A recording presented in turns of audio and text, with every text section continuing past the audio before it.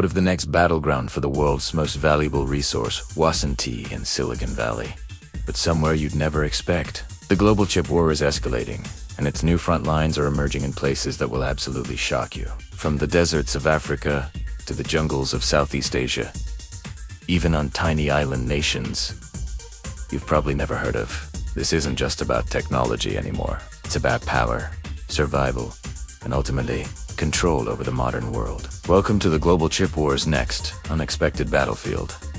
For decades, the world believed the chip war was fought between giants: the United States, China, Taiwan, and South Korea.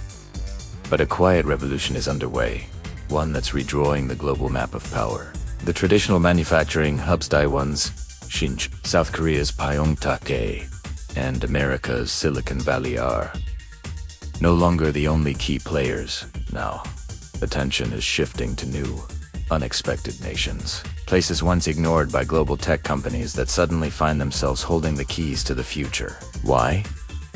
Because the chip war isn't just about silicon anymore. It's about everything that makes silicon possible. From minerals to energy to logistics. This invisible battle is being fought in boardrooms, deserts, and deep underground mines, and its outcomes will quietly shape global power for decades to come. Let's start with what powers every single chip: rare earth elements. The world's most advanced semiconductors depend on obscure materials: neodymium, gallium, tantalum, cobalt, and lithium. And here's the twist: most of these aren't found in Silicon Valley. They're buried deep in places like the Congo, Indonesia, and Mongolia.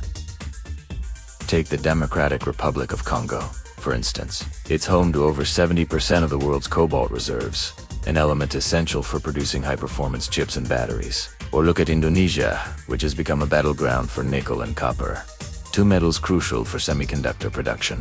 Even Mongolia, a nation strategically wedged between Russia and China, is quietly emerging as a treasure chest of rare minerals. These countries were once sidelined in global trade. Now, they're at the very center of an invisible tug-of-war.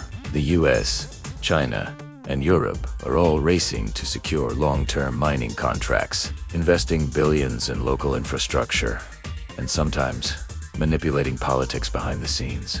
But this new resource scramble isn't just economic. It's deeply ethical. Local populations often see little of the benefit. Instead, forests are cleared, rivers are poisoned, and entire communities are displaced. The real question is, how far are the world's chip powers willing to go to control the world's next oil, these rare earth minerals? As the chip war expands, so does the map of its pawns. Consider Vietnam. Once seen as a manufacturing backwater, it's now a fast-rising semiconductor assembly hub. Intel, Samsung, and even TSMC are all quietly building operations there, seeking a neutral ground away from the escalating US-China tensions. Then there's Malaysia, which has become absolutely critical for advanced packaging, that final complex stage of chip production that turns silicon wafers into the usable components that power our lives. Thailand and the Philippines are following suit, offering attractive tax breaks and new infrastructure to lure chip makers to their shores. And it's not just in Asia. Kazakhstan and Uzbekistan are offering strategic trade routes, bridging China's Belt and Road Initiative with Europe's growing tech demand. Even tiny nations like Singapore and Israel have transformed themselves into powerful chip diplomacy centers, expertly balancing relationships between East and West. But with great opportunity comes great danger.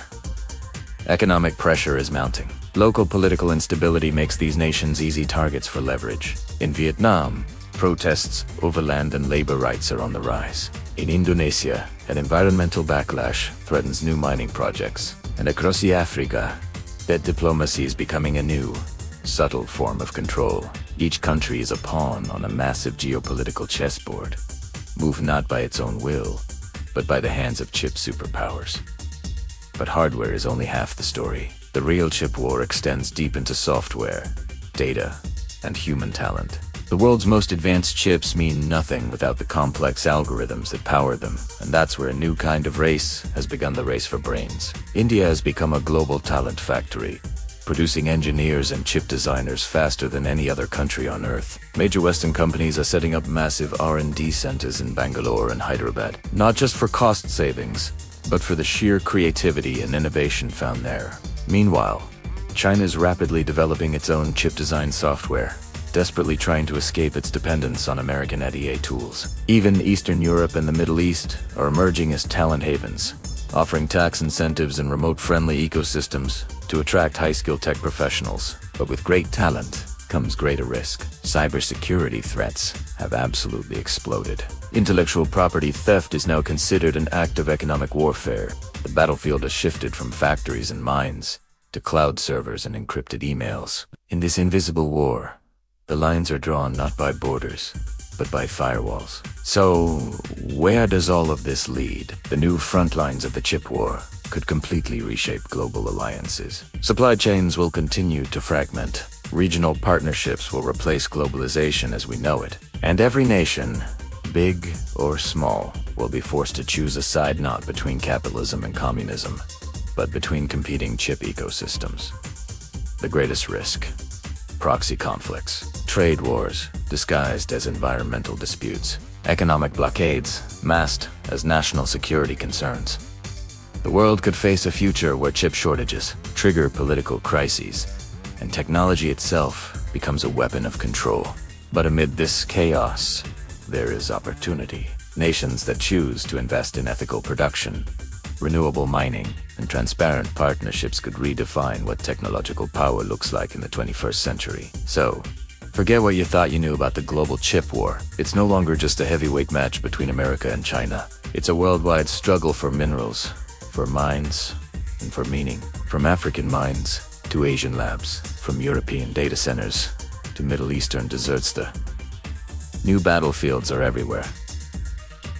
And the outcome, it will decide not just who leads the tech industry, but who leads the future. Because in the 21st century, the real superpower isn't who has the most nukes, it's who controls the chips that run them. If this deep dive opened your eyes to how the chip war is evolving, hit that like button, share this video, and subscribe to Behind Asia, where we uncover the stories shaping tomorrow's world today. Thanks for watching.